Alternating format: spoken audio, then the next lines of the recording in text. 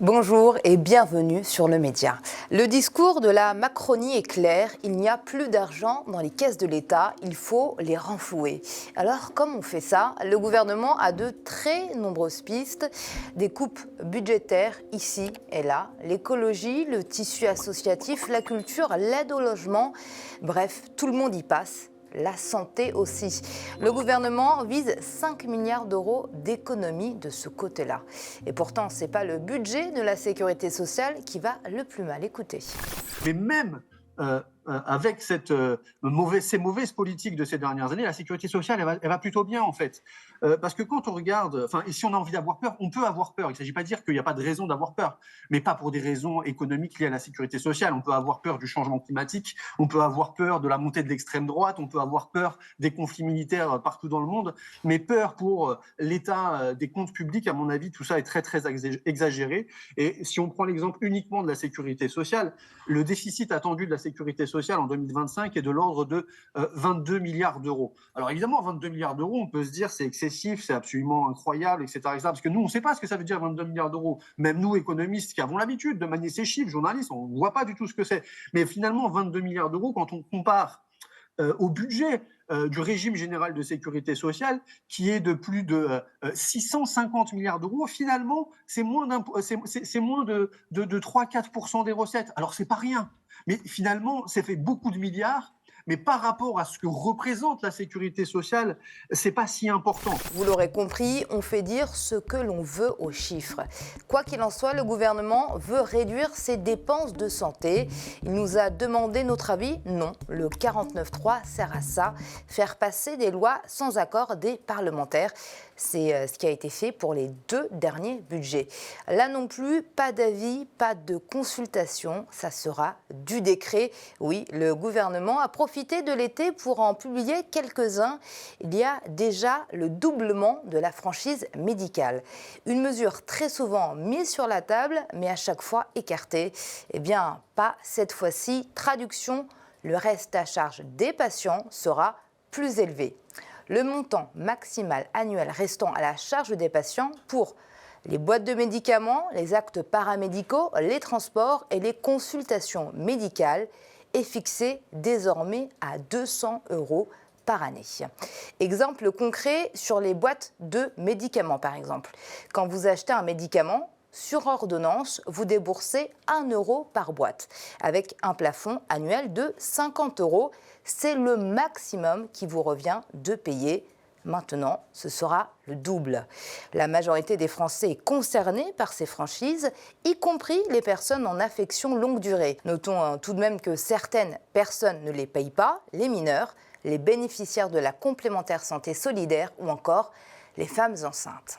La ministre de la Santé, Stéphanie Rist, insiste, seuls les plafonds annuels augmentent et non pas les franchises médicales. Écoutez-la. Le débat sur les franchises a eu lieu l'année dernière. Ce débat a été tranché par le Premier ministre. Il n'y a pas d'augmentation des franchises. Nous gelons le montant de ces franchises. 1 € par boîte de médicaments. Cela ne bougera changera pas. Ce que nous faisons évoluer, c'est le plafond annuel. C'est-à-dire que depuis 20 ans, les Français, tous les Français, s'ils dépassent un nombre de consultations ou un nombre de boîtes de médicaments, payent aujourd'hui, s'ils sont au maximum, 100 € par an. C'est un plafond. Ils ne peuvent pas avoir à payer plus. Ce que nous faisons, c'est que nous doublons ce plafond qui n'a pas évolué depuis 20 ans. Mais encore une fois, je le redis... Donc on ira jusqu'à 200 € par an et par patient. Alors, il faut savoir qu'en moyenne, quand vous êtes un patient avec des maladies, donc si vous êtes quelqu'un qui a une maladie chronique, en moyenne, c'est 78 € par an actuellement. Donc si on double, on peut estimer qu'il sera plutôt à 150 qu'à 200 €. Ce que je dis, c'est d'une part, nous ne touchons pas aux franchises. C'est une très belle pirouette puisque le résultat est le même. Au final, on augmente ce que les Français payeront. Et la ministre l'assure, cette mesure servira entre autres à investir dans l'hôpital. Sauf que dans les faits, ça ne se traduit pas comme ça.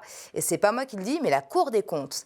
En 2024, on avait déjà touché aux franchises médicales et les conclusions de la Cour des comptes sont édifiante. Je cite, « Le rendement des participations et franchises n'est pas optimal et constitue une source d'inégalité entre assurés du fait des modalités de recouvrement. En outre, l'atteinte de l'objectif de responsabilisation n'est pas démontrée. Fin de citation. Alors ça va servir à quoi ce doublement? À se faire de l'argent, c'est sûr, mais sur le dos des plus malades et des plus âgés, parce que ce sont eux qui consultent le plus et consomment le plus de médicaments.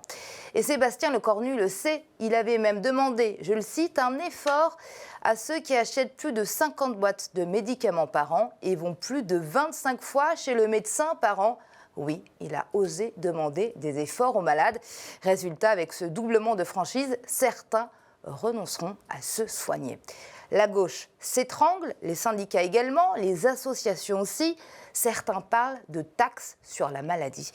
Mais la ministre ne recule pas. Pire encore, d'autres décrets sont sur la table. Ils devraient entrer en vigueur à la rentrée 2027 et ils prévoient de diminuer la part remboursée par la sécurité sociale. Sur les médicaments, tout d'abord, ceux remboursés à 15% seront désormais remboursés à 5%. Ceux remboursés à 30% seront eux aussi moins pris en charge par la Sécu. Il s'agit des médicaments dont l'efficacité est jugée soit faible, soit modérée par la Haute Autorité de Santé. Le gouvernement souhaite sur du long terme les dérembourser pour investir davantage dans les médicaments dits les plus innovants. Alors l'intention est louable, mais ces médicaments dits innovants ne sont pas encore sur le marché. Vous serez aussi moins remboursé en cas de soins dentaires et de transports sanitaires ou encore d'actes paramédicaux, comprenez, quand vous consultez une infirmière pour un pansement par exemple. Et si le niveau de remboursement de la sécurité sociale baisse, la part restant à la charge des mutuelles augmente mécaniquement. C'est ce qu'on appelle un transfert de charge.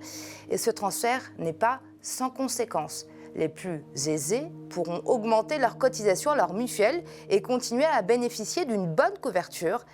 Les personnes les plus précaires qui n'ont pas les moyens de payer davantage risquent de se retrouver exclues du système de santé. On vit dans une époque où peu à peu, tout tend à être transféré vers le privé. À chacun donc de payer selon ses moyens pour pouvoir se soigner.